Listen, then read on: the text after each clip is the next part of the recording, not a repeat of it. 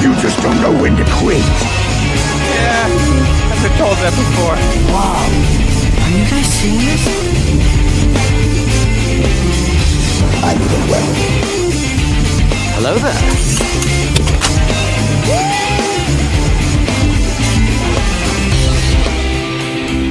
You with you? I thought yours was here.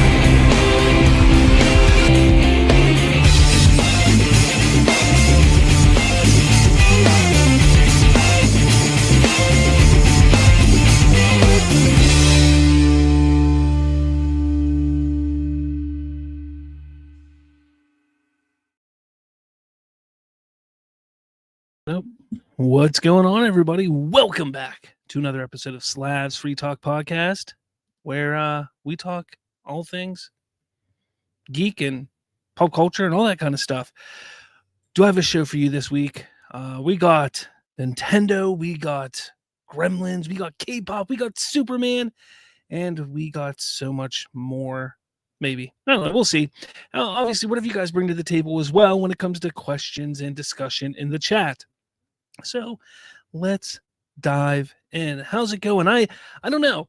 I'm trying something out new here. StreamYard has this new thing where you can actually stream both vertically and horizontally at the same time. So I'm giving it a shot. I'm seeing, hey, will I get more viewers? Will it work out? I don't know exactly what it does, if it's really gonna do anything at all, but hey, whatever, let's give it a shot. Let's see what happens, if people even care. I don't know, but yeah, we got some things to talk about today. But before we do that, let's see who's in here. I do see Donovan's in here. He's been talking up a storm for the last 30 minutes. So he's in here. What's going on, Donovan? He's been talking about a whole bunch of things like Predator Badlands. He says, believe the hype. Yeah, I do want to go see it. Hopefully I get a chance to go see it. I just haven't had a chance to yet. I want to see Tron Ares still. Then there's Now You See Me, Now You Don't that's coming out. There's a whole slew of films that I want to see in the next few weeks. I just need to find some time to go see them. He says, I love the title, DC Crime. Grodd is coming. Yeah, that's something we'll be talking about here shortly. I can't wait to see that. Critic Chris is here. Says, hey, everybody, what's going on, Critic? Glad you can make it. Trayvon's in here. Says, here I am. Let's see. Hunter Iggy's here. Says, what if Jimmy Olsen's girlfriend turned into Silver Banshee in the DC Crime show? That could be interesting. That could be interesting indeed. Look, I want to put out something. So StreamYard does this thing with the comment section to kind of highlight what's a question. So if you guys want to ask me a question, make sure you put a question mark in your question, because it'll highlight for me that it's a question, make it easier for me for it to stand out for me to see. So make sure you do that.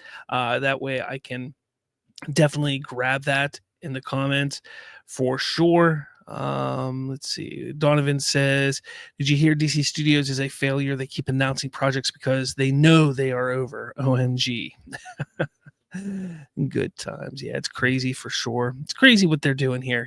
They just, things are over. DC's failing. What can you do? That's one thing we are going to talk about today. We will definitely talk about how it's possible for Superman to have made $100+ million in profit. What is it that caused them to even make it possible to do that? We will discuss that later on in the show here.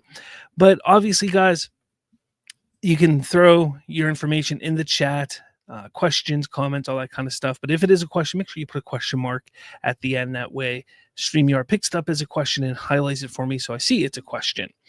All right, let's move on to the first topic of the day, which is Super Mario Brothers Galaxy, which is coming out, or the Super Mario Galaxy movie. I'm sorry, that's what it's called.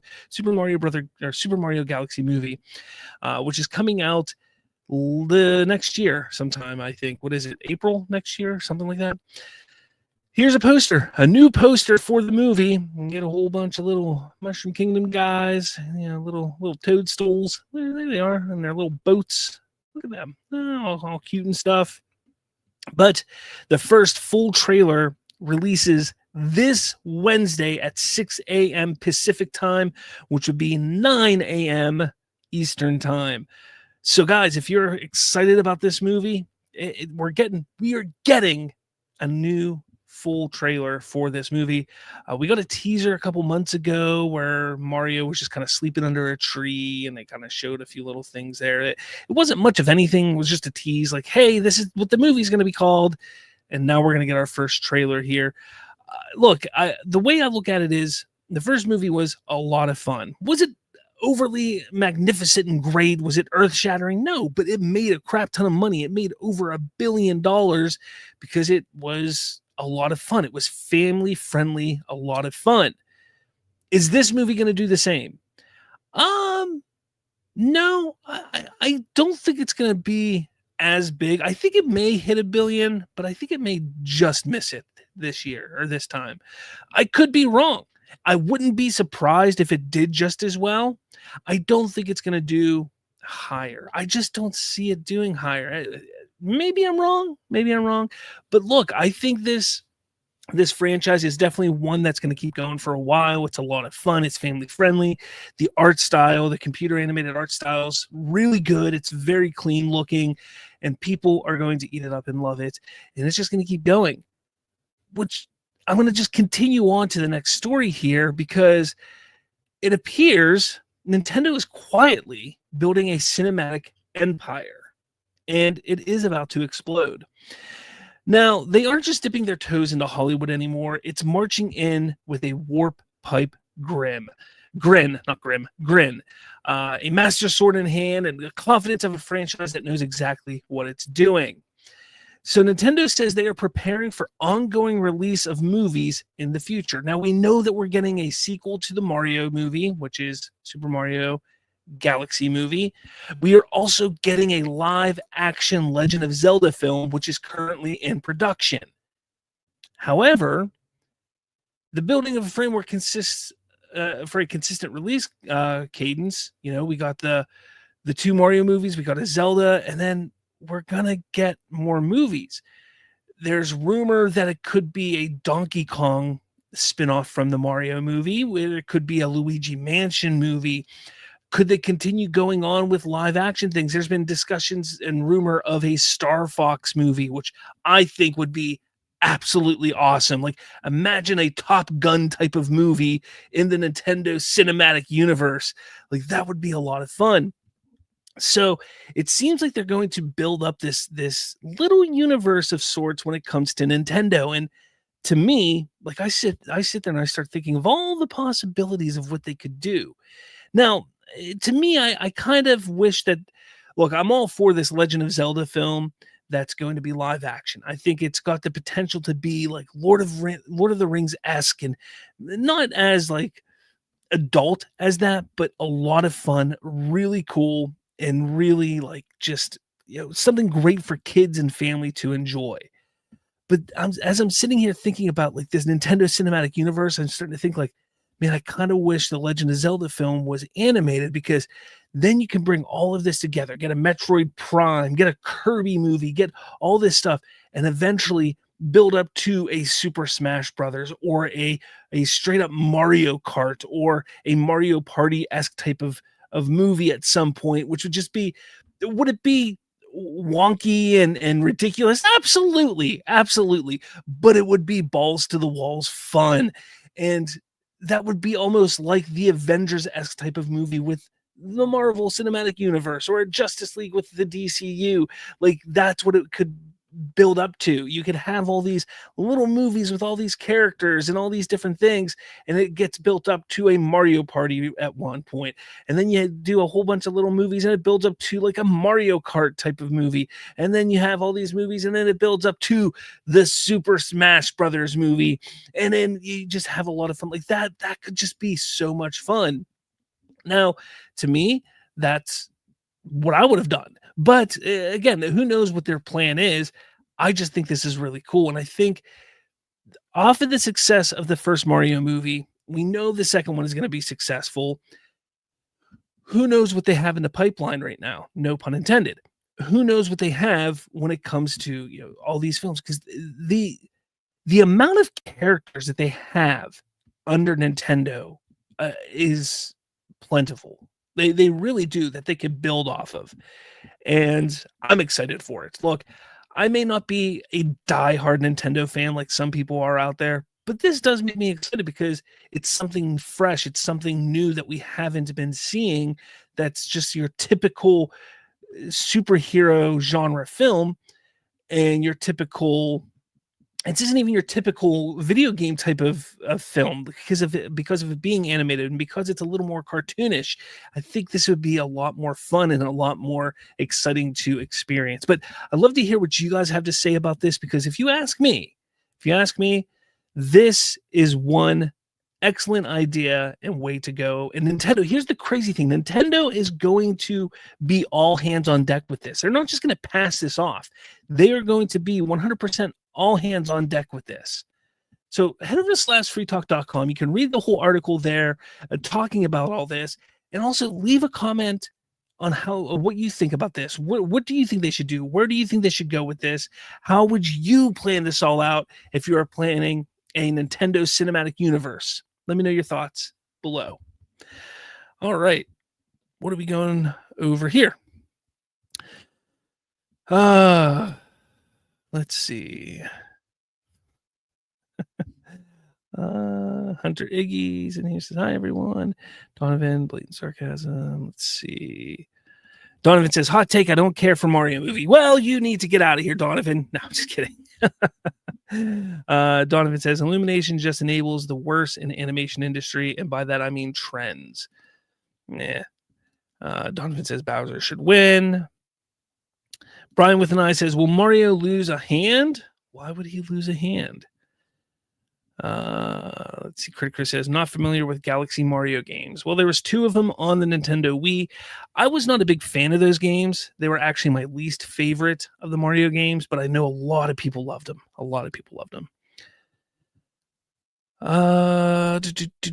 Donovan says, I mean, where's a live action Zelda film form? Wes Ball, director, Kingdom of the Planet of the Apes. Critic Chris, I'd like a Captain the Game Master movie eventually. Captain N. There you go. Captain N. I mean, anything's possible, right? Anything's possible. What else? Critic Chris, did you enjoy the Wizard movie where Super Mario Bros. 3 was young Tobey Maguire, and that was also not Ben Savage, the other Savage kid, Fred Savage. And yeah, that movie. Look, The Wizard, man, that was my movie when I was younger, man. It had the Power Glove. It was there was like the introduction of the Power Glove. Remember that? Yeah. Everybody was like, "Oh, that Power Glove's going to be amazing." Yeah, I remember, Critic. I remember. Donovan says, John Cena just became a Grand Slam champion, the new IC champion. Oh my God. We knew it was going to happen. Congratulations, John Cena. I'll probably catch it in a clip later on tonight, but we knew it was going to happen. That's awesome. I mean, they were going to do that for John Cena before he retired, and now he's going to hold on to the belt until his final match at the in December. And whoever he's going to face is going to win the championship off of him. So there you have it. Spoiler for WWE. All right. Critic Chris says, me too, Slav. I wanted that Power Glove so bad to play Rat Racer. All right. Moving on to the next topic. This is, look, as we're talking about, the Power Glove from the early 90s and stuff like that, let's go back even a little further to the 80s. Gremlins to return after 37 years. And I'm going to be honest, we're more hyped than a Mogwai at midnight. Look, Gizmo is going to return. Hollywood Reporter just dropped an early Christmas present on all of us. Warner Brothers is officially reviving the Gremlins franchise. Look, I don't know how many of you are aware of what Gremlins is. It was an absolute adorable comedy / horror film from the early 80s that had that little adorable look. This was the first Baby Yoda. All right. Like, this is Gizmo here. Like, he was absolutely adorable. I personally absolutely loved Gremlins growing up. And when that first movie, came out, it wasn't like huge, but it did well. And people loved it, but it really became more of a cult classic in the 90s. They did do a second one in the early, I think it was like 1990, they did a second one, but they left the horror aspect out and just made it a comedy, and it really didn't work very well. I see critic Chris there saying he's in the minority, but he enjoyed the second Gremlins. Not too many people did. But they are bringing Gremlins back for a third one, and it's hitting theaters in November of 2027 with Steven Spielberg producing under Amblin Entertainment. But Chris Columbus, who wrote the original 1984 classic, is going to return to produce and direct it. So that's pretty awesome as well. Chris Columbus is, a huge name in the industry. Think about Home Alone, you think about Harry Potter. He's done some big titles throughout his illustrious career. He is a big name. So they are going all in with this, which is exciting. Look, I'm all for this. Is this the right move, though? Think about it. Gremlins isn't a hugely known property. You walk down the street, I'm sure you'll catch maybe one out of like 75 to 100 people that actually know what a gremlin is. And also, where can you go with it? The first movie kind of covered it all. You don't feed them after midnight, you don't get them wet. What else can you do with them at that point? But look, I'm all for it. I am. Let's have some fun with it. I'll be there. I will be there with my kids day one to check this movie out. So I'm excited for it. What do you guys think? Is this something you're excited about? Let me know your thoughts in the comments below. Donovan says, why can't we let old franchises die? They haven't tried a reboot to Jaws because you can't. Okay, maybe you can and have an actual better story. No, Jaws doesn't have a bad story, but think of all of the different shark movies we've had since Jaws. That's essentially just a Jaws movie, just in a different way. All those shark movies. That's all it is. So, they just haven't called it Jaws. That's all it is. Like Megalodon, like the Meg, that's basically Jaws. They just were like, let's make it bigger. Like, that's all they basically are. So that's how I say. That's how I see it. Critic Chris says CGI Gremlins, though, I hope they better be practical. And I think with Spielberg involved, I think they'll stay practical. They will be practical. They just have to. Like, come on, look at him here. Like, you can't make this CGI. If anything, look at what they did with Baby Yoda, with Grogu. He is mostly practical in almost every scene. There are scenes where he isn't practical in The Mandalorian, but most scenes he is practical. Like, they can do it. So they're going to go practical. They have to. Donovan says, I am really sick of retreating old franchises. Let the past die and embrace original stuff. But nobody's going to original things. Now, I'm all for it too. I'm all for having original content, but nobody's going to it. Nobody's going to the original things. How many movies have failed at the box office recently? Original content, original stories have been failing at the box office. So many of them. So these studios are going back to the well to known IPs to make up for those lost box office, for those lost money from those original films. So, all right, keep on moving. K-pop Demon Hunter sequel not coming until 2029. But will Netflix's big hit lose its hype? This is coming from That Park Place. Fans are already anticipating the sequel to Netflix's breakout film K-pop Demon Hunters. However, they will have to wait until 2029, according to new reports. While a 4-year interval is not unusual for large animated projects, the length of the wait raises questions about how durable the original film's momentum will prove to be. What we know about the franchise and sequel, K-pop Demon Hunters presents a fictional 3-member K-pop group called Huntrix with members Rumi, Mira, Zoe, who secretly fight demons through song and action. Its initial release placed it among Netflix's most watched titles of all time. The sequel is reported to involve the same creative team to be released via Netflix in 2029. So why the 4-year interval matters. And I wanted to bring this up today. I think we talked about this last week, but this kind of really brings it into perspective a little bit. Audience attention may shift. In the span of multiple years, viewers' taste, streaming options, and pop culture context evolve. What feels fresh in 2025 may not resonate the same way in 2029. Brand buzz can fade. The first film built recognition for a stylized K-pop meets demon hunting concept.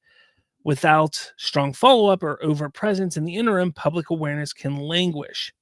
Production expectations and changing competition. In that interval, other franchises will continue launching. The sequel will enter a more crowded marketplace. Cultural and musical shifts, K-pop trends, animation styles, soundtrack modularities, and streaming habits can change considerably in 4 years. The original's hymn to a particular moment might feel dated, if not updated suitably. However, there are some potential mitigating factors. A strong launch helps, multi-platform potential, and producer-director commentary. The creators have publicly expressed a desire to continue the story. The franchise already exhibits ancillary merchandise deals, for example, toy licensing deal, which can keep the brand active, and the original film's performance suggests a base of interest. So can they survive a 4-year limbo? In today's age where attention spans are getting shorter and trends change quicker than ever, will audience still care about Huntrix, the Huntrix trio in 4 years? In 4 years, time will tell. So here's my thought. I have this belief that they absolutely can survive this if they handle it right.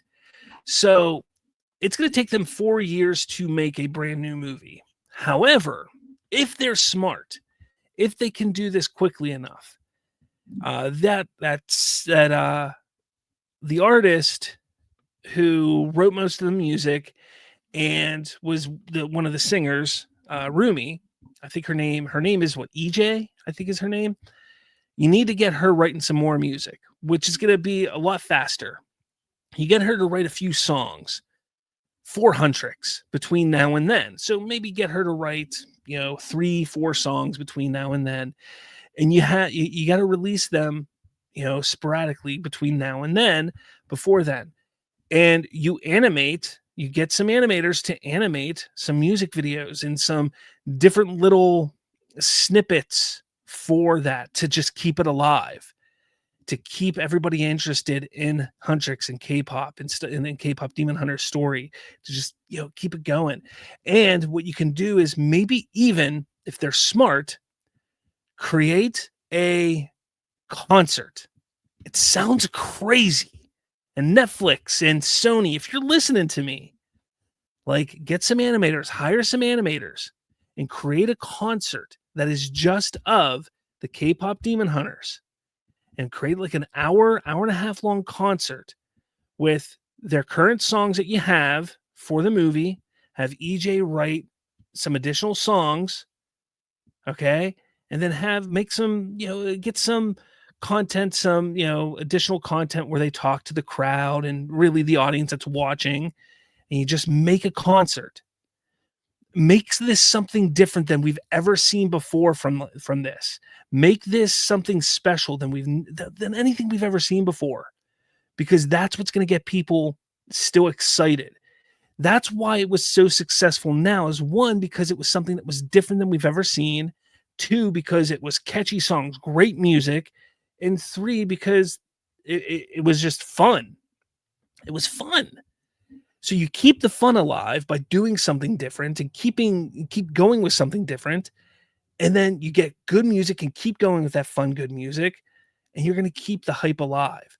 So while we got to wait 4 years, maybe in a year and a half, you release that concert, that idea for a concert, and then that keeps it alive a little bit longer. So that's my thought. I think that would be a really cool idea. But let me know your thoughts in the comments. What do you think? Love to hear what you have to say below.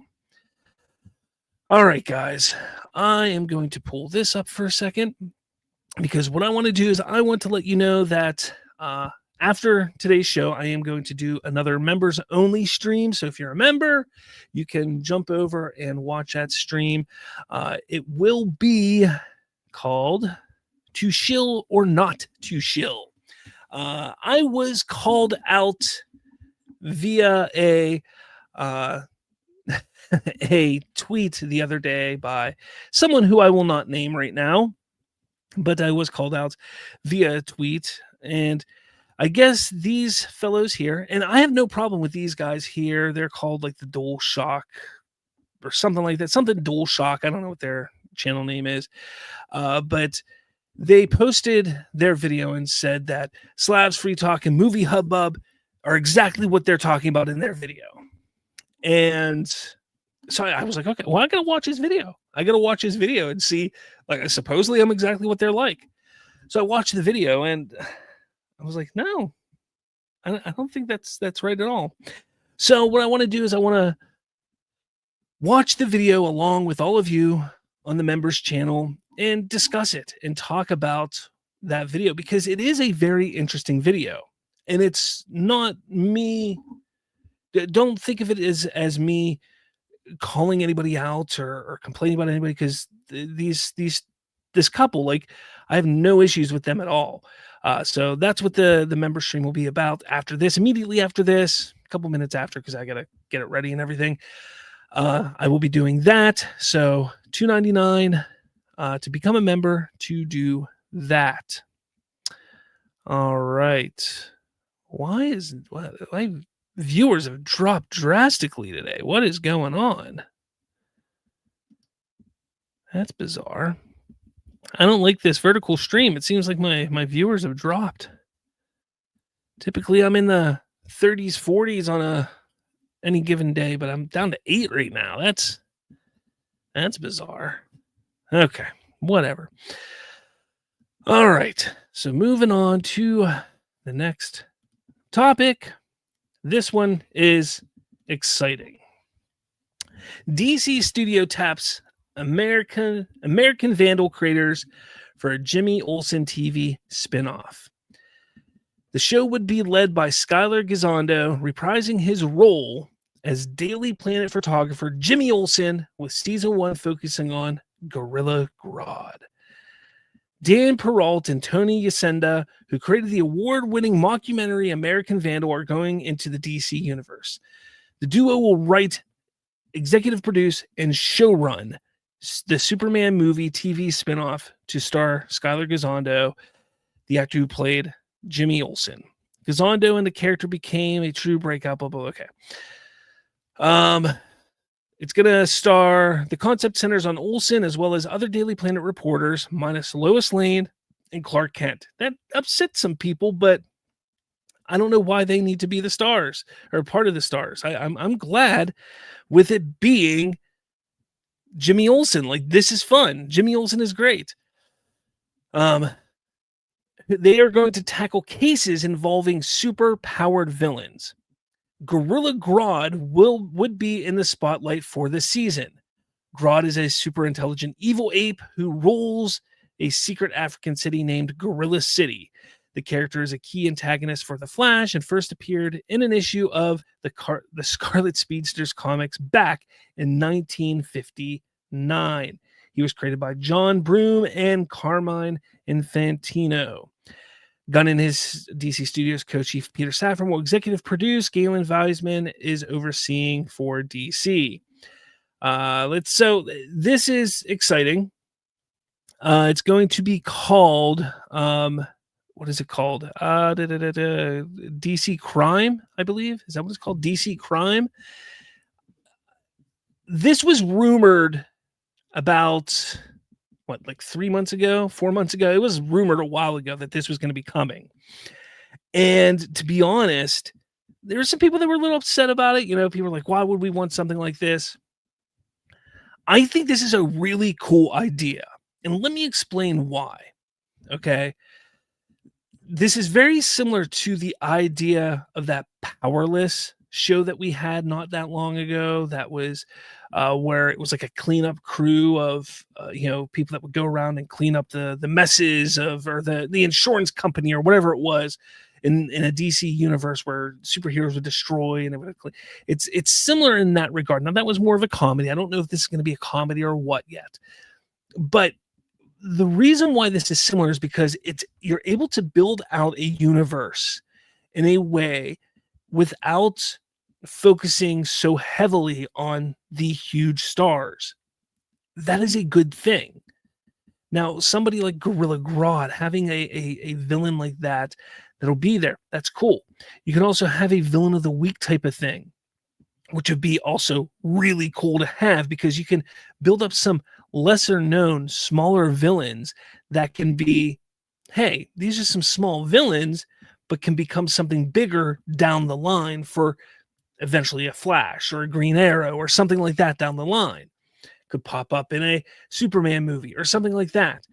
These are little things, intricacies that can be built up that can help build the DCU a lot larger than just having to wait and watch movie to movie to movie to movie. But the brilliant thing behind it is it's not going to be a requirement to watch it. You know, this is going to be something that for diehard fans, you can watch it, enjoy it, but you don't have to. That is the genius behind the idea of this show. It's going to be a little bit of fun, which is all people are looking for when they're looking for TV and entertainment, is to have some fun. So people are sitting here saying, this is a terrible idea. Do you just not want to have fun? Like, why are you complaining about something that could be fun? Give it a chance. Have some fun. Like, it's not a bad idea if you're just you can go be entertained and have some fun. Like, that's the whole point behind it. So for me, I'm sitting here like, this is brilliant. Build out the DCU, introduce some new characters. Let's see Jimmy Olsen just expand his character some more. Let's go with it. In short, says Lois Lane and Superman Clark Kent won't be in it. Okay, they're saying they won't be in it. That doesn't mean that we may not, maybe in a season 2 or a season 3, or maybe even at the very end of season 1, one of them doesn't pop in. That doesn't mean that it won't happen. They're just not going to be the main focus, which, hey, fine with me. They don't always need to be the main focus. So for me, I think this is great. I think it's a lot of fun. I think it's going to be one of those things that when I sit down, when it comes out, I'm going to sit down and I'm just going to have a smile on my face. The entire, whatever it's going to be, if it's a 30-minute episode, a 23-minute episode, a 40-minute episode, I'm just going to have a grin on my face, ear to ear, because it's going to be one of those shows just like, hey, this is just a lot of fun, and it's all it's supposed to be. But I would love to hear what you have to say. Is this a kind of show that you're like, hey, this isn't going to be anything that's dire that you have to watch, like a Lanterns or, like a Paradise Lost or, Man of Tomorrow. But hey, this is going to be fun that can help expand the DCU and just have a good time. Is that something that you're looking forward to? Is it something that you agree with? Let me know your thoughts in the comments below. All right. What are we saying here? I saw a whole bunch of stuff. Donovan says, I love seeing this as a crime series with Olsen investigating different villains. I do too. Trayvon says, to all those who complained about not seeing much of the Daily Planet crew and Superman, here you go. Yeah, there you go.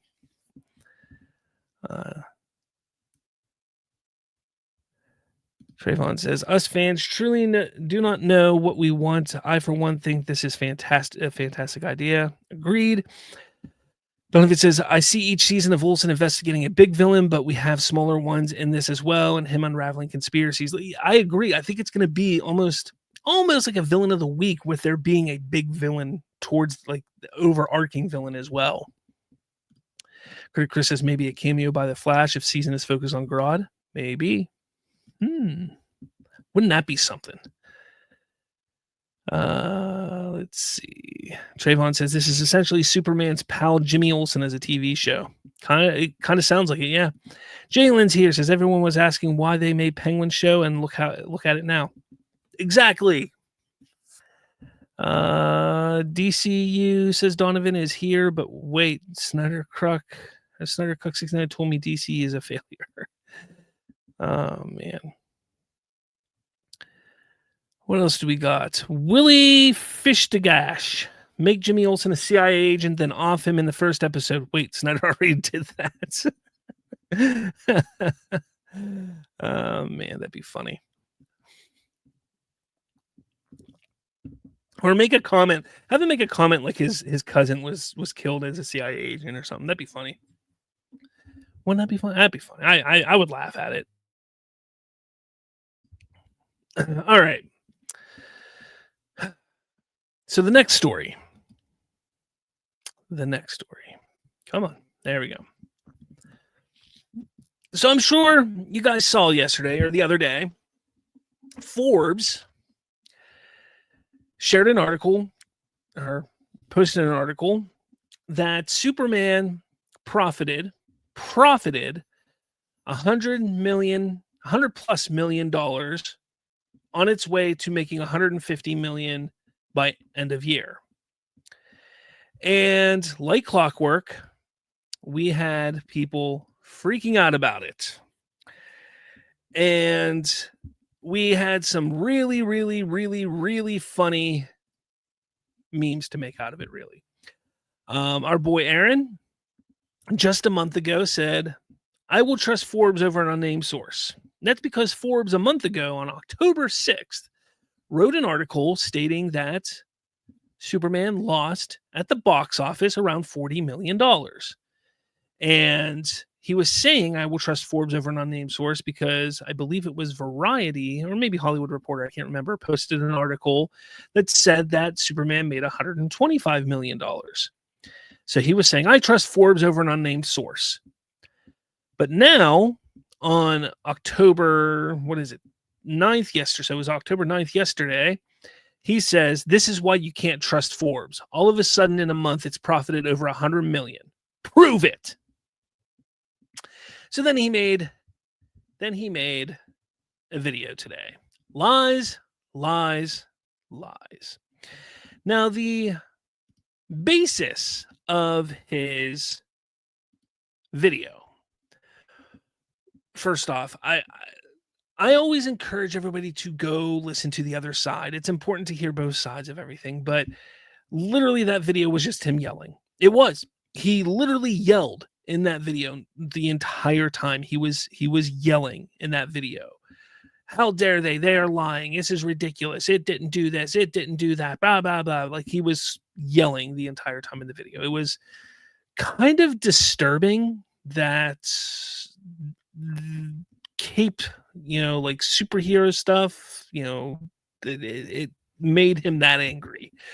Something that has no relevance on his actual life upset him to the point where he's yelling at a computer screen like that. It's kind of weird. But regardless, his whole basis is that in a month, Superman could not have profited over $100 million. Well, the article never said that it did. Not only that, but the article also never negates the initial article from October. That's one key point that a lot of people are missing. Okay. So the article in October, while speculative, it was a speculative piece, does mention look, per box office numbers, with the movie now out of the theaters, from what we see, the movie made this much based off of what the production is and everything like that. It looks like the movie would have lost around $40 million. However, we don't know how much it will make on everything else. Okay, that's speculative. That there is speculative. I don't care what anybody says. That's speculation. That's just saying, look, hey, it seems like it lost this much, but we don't know what the final tally is going to be because we don't know the rest. So it's all speculation. This one here is saying, look, it seems like it made over $100 million. It's going to make, by the end of the year, about $150 million. So how does it do that? That's the question. Because a lot of people don't understand that. Mr. Aaron Fisher is sitting here saying, how could it made over $100 million in a month? Well, first off, the article doesn't say that. What the article actually says is that it's made $100 million, 125, almost $150 million in profit total. Okay? So it's pretty simple. You see, the box office is the foundation of a movie. That's kind of mostly the bulk of what a movie makes. At that point, everything else that a movie makes is just additional for it. So where could it get more money? Where could it make this, so let's just, for the sake of argument here, guys, okay, just stick with me here. Let's say Superman lost $40 million at the box office, okay? So they're saying it's going to make 140 or 150 million by the end of profit by the end of the year. That means it has to make a total of $190 million. Where could it have made up this $190 million in its entirety of its run? Not just in the last month, but in the entirety of its run. Where could it have made this all up? Well, let me tell you where it could make it up. First and foremost, digital sales and premium VOD. This is a huge one. This makes, money like you would not believe. Sales and rentals are nearly pure profit when it comes to movies. $19.99, $29.99 purchases, $5.99 and $14.99 rentals. The margins here make box offices look like pocket change. It's in the tens of millions of dollars when it comes to digital and physical sales. It's crazy. Then you take a look at streaming and on HBO Max. Superman exploded on Max, pulling in 13 plus million views in the first 10 days, huge subscriber retention, platform growth during its release window.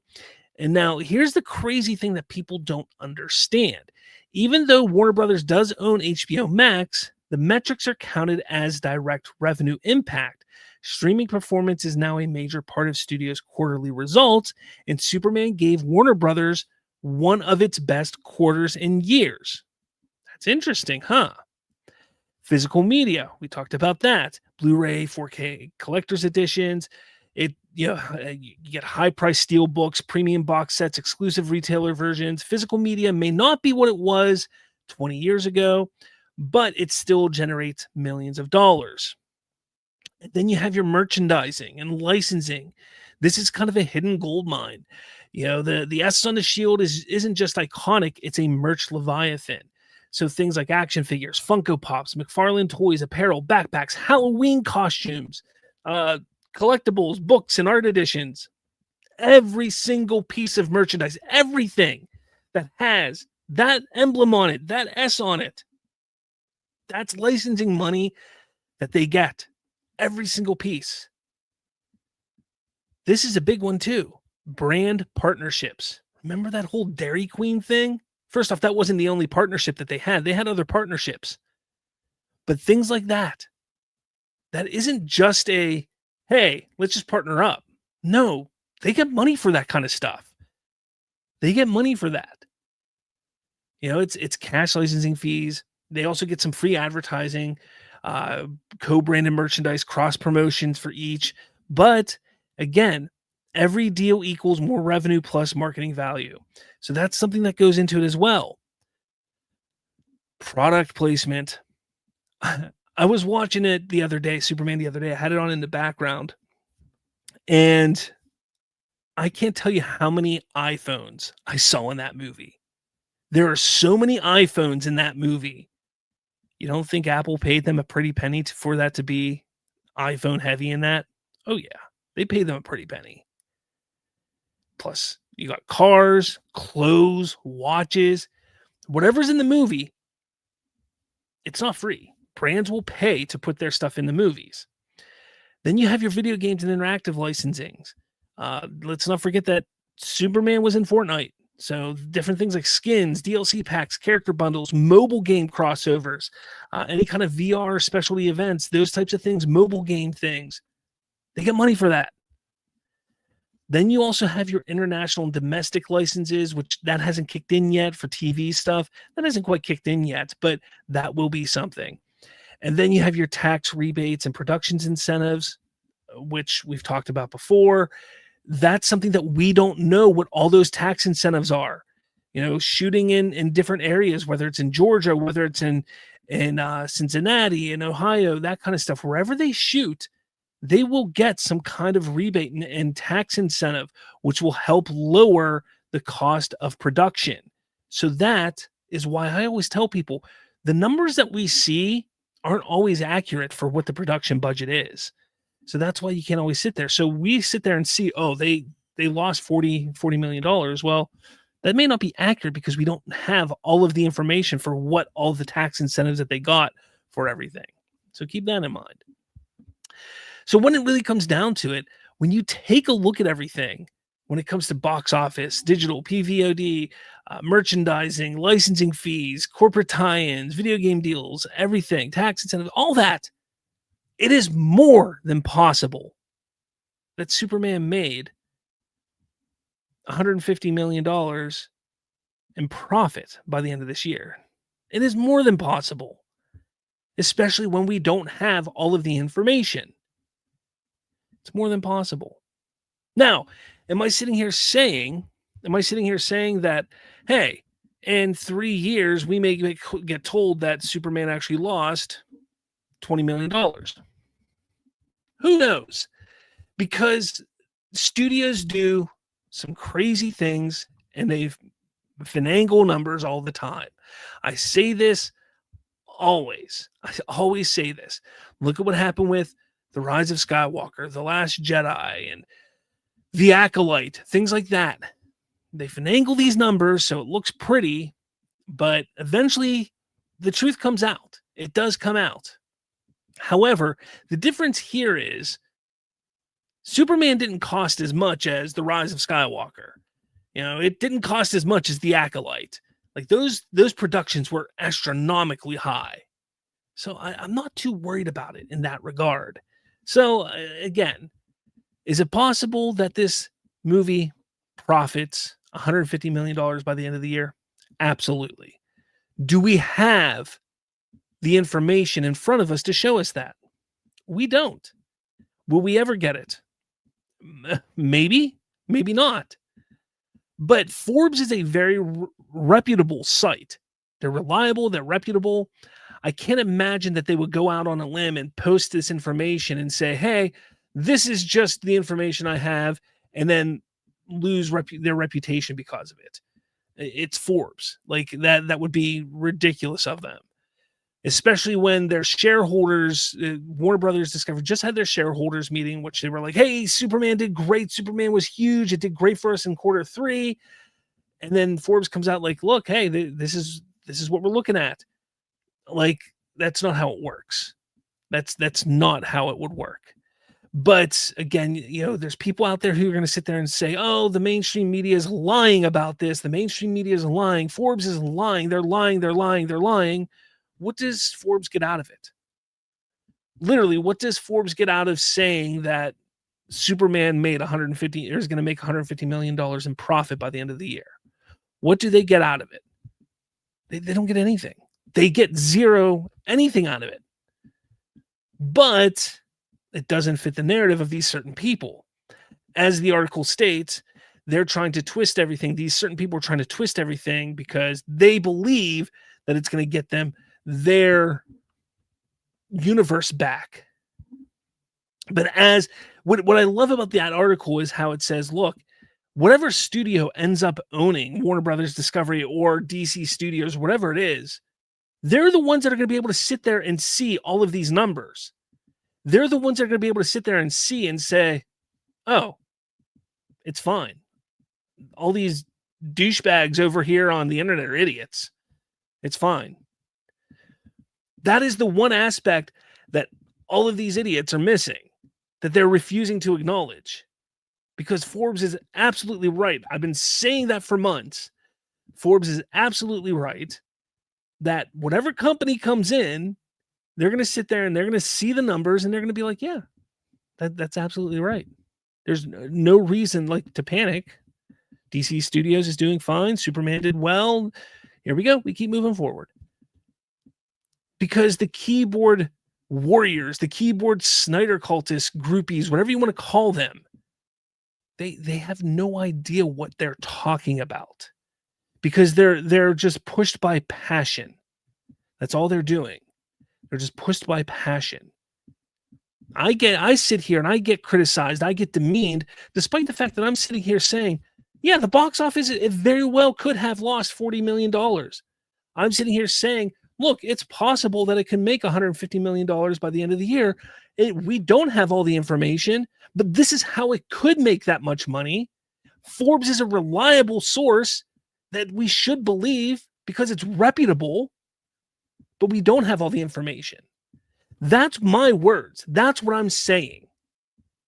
Meanwhile, you have the other side that's sitting here is saying, they're liars. They're liars. Don't believe them. They all suck. Don't listen to them. Don't listen to them. Meanwhile, a month ago, they're like, hey, they're awesome. Believe them. They're awesome. Believe them. They're the greatest people ever.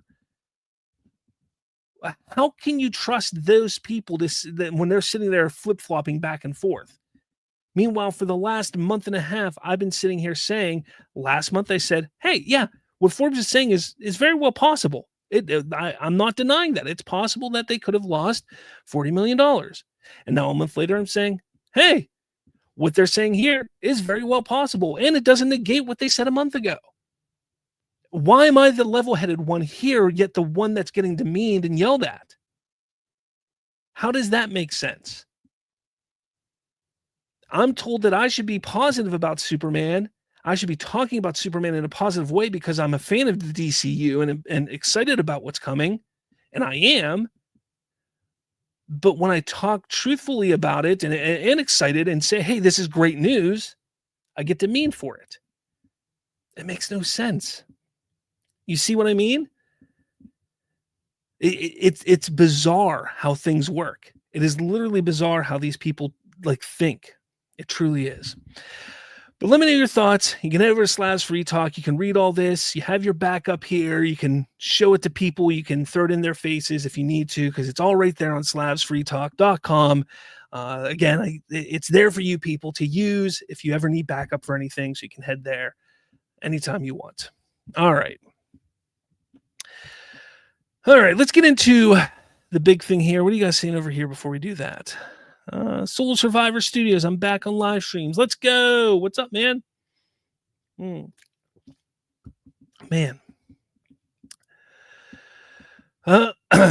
Excuse me. What are you guys saying over here? You guys are all over the place.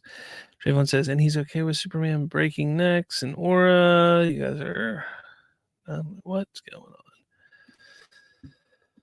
Donovan says, Slav, don't forget about the other DC Studios series announcement. Oh, yeah, the V for Vendetta thing. Yeah, I did forget about that.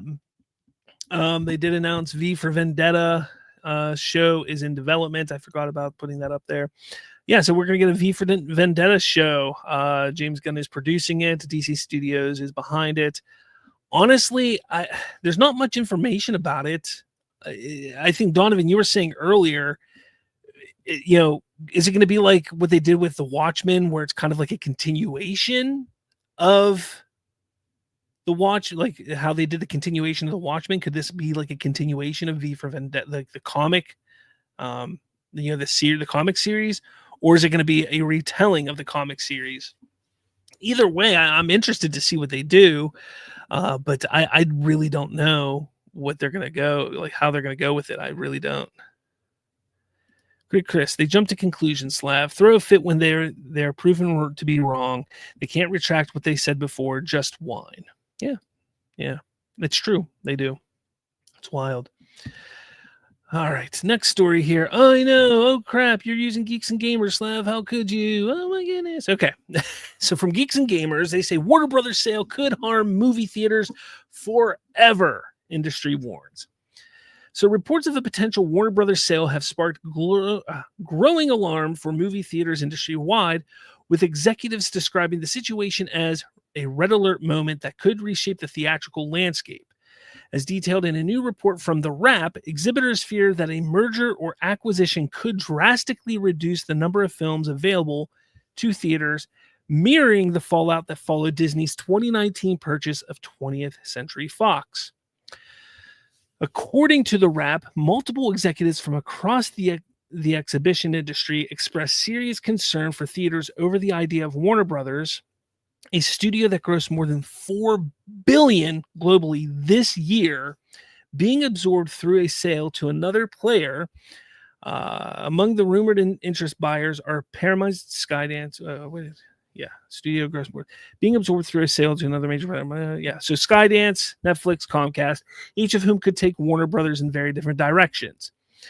Theaters have spent the past 2 years pushing for Hollywood to deliver more films to help restore box office momentum following the 2020 lockdowns and industry strikes.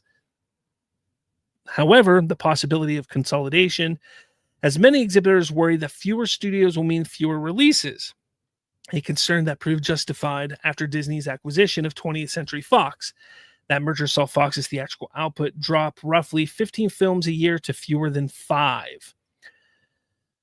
One independent theater owner told The Wrap that this situation represents a genuine crisis, saying that the industry needs to call it out as a serious antitrust issue. The owner added that further consolidation could deal a massive blow to the industry, which still hasn't recovered from the combination of lockdowns, streaming competition, and labor stoppages. Look, we all know that theater chains as a whole are in big trouble right now.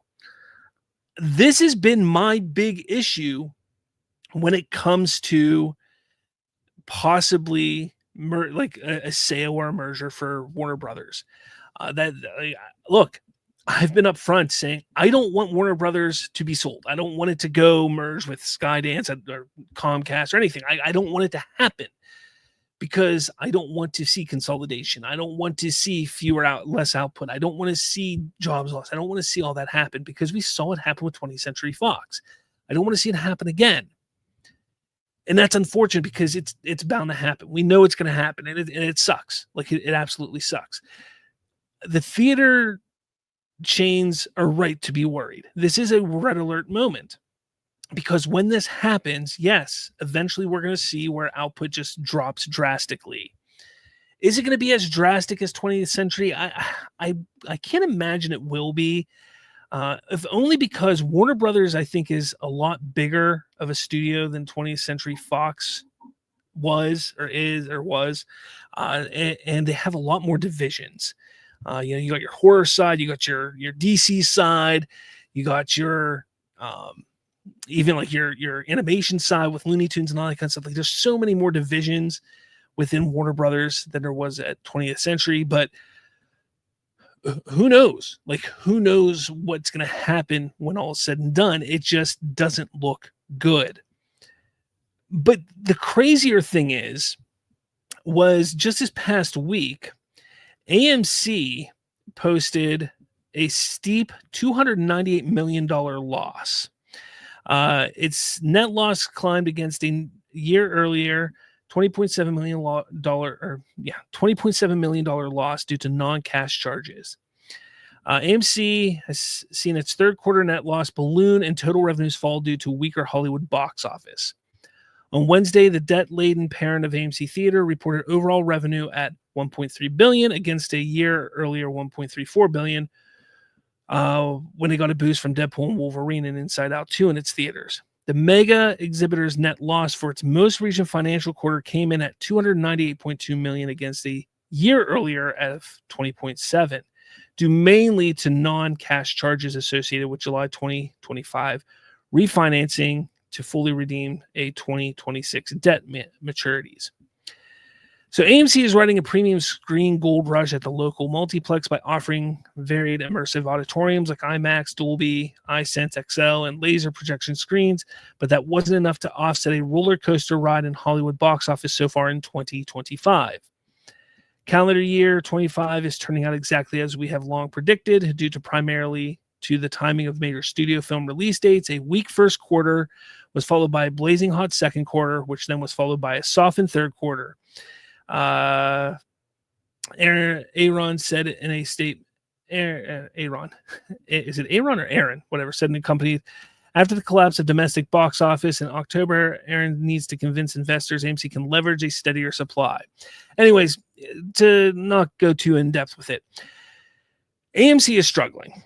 The biggest chain in basically the United States is struggling right now. A Warner Brothers sale is going to hurt them even more. However, let's not forget that AMC, not just AMC, but most theater chains are just handling all of these industrial changes completely wrong. They really are. From raising ticket prices to concessions being out of hand to so many other things, they're handling everything horribly. And I've been saying for quite some time, they need to take a step back. They need to reevaluate how everything is. Lowering ticket prices again, getting those ticket prices lowered to get people to go back to the theater. That's the number one thing they have to do. I understand the concessions are what keep the lights on. That's what covers their overhead more than anything else. I get that. But I shouldn't be taking my kids to the movies and it charging, like I have to pay $80 in concessions for myself and my kids to go to a movie. And that's just the concessions. That's before the tickets. Like, that's outrageous. Like, I'm sorry. Like, it's out of hand. Again, I understand the concessions are what pay the overhead, but that is just crazy to me. And tickets, which, again, they're not terrible in my area. Like, I can take my family typically, at a 1:00 showing with my A-list, so I get my discounts typically and stuff like that. I can typically take my family for around $30-$40 total for all of us to go see a movie at like 1 p.m. That's not bad. That isn't bad. So, I'm not too mad about where I'm able to go for ticket prices, but I know some areas, for even 2 people to go, you're looking at $40, which is absolutely insane.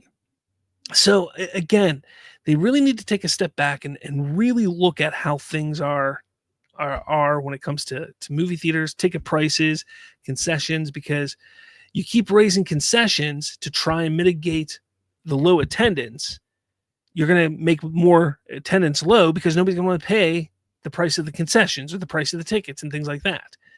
It's just not going to work. You need to lower the prices to bring people back in. And then once people are in there, maybe bump it up a little bit, not too much, but bump it up a little bit and see if they're comfortable with it. Like, that's how you're going to have to do it.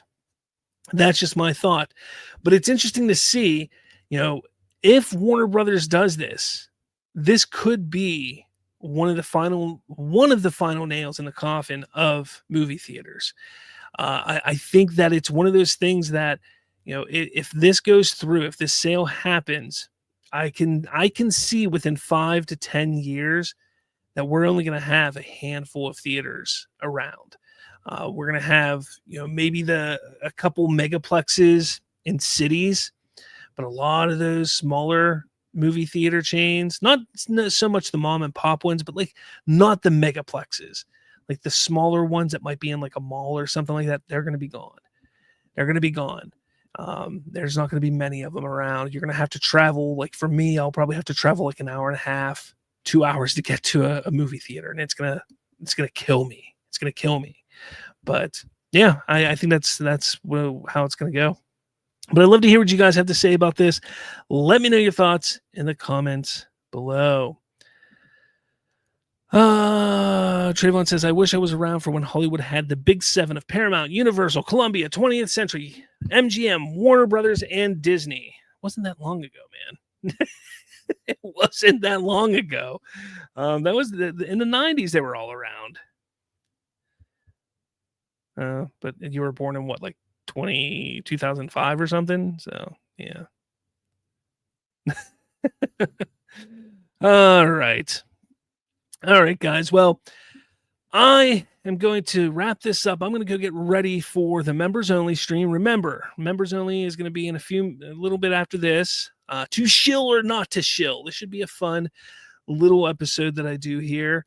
It's a members only stream, and again, $2.99. Support the channel, support me. I'm going to try and do these member only streams at least once a week, maybe twice a week. If I'm feeling a little swirly, I might do them twice a week.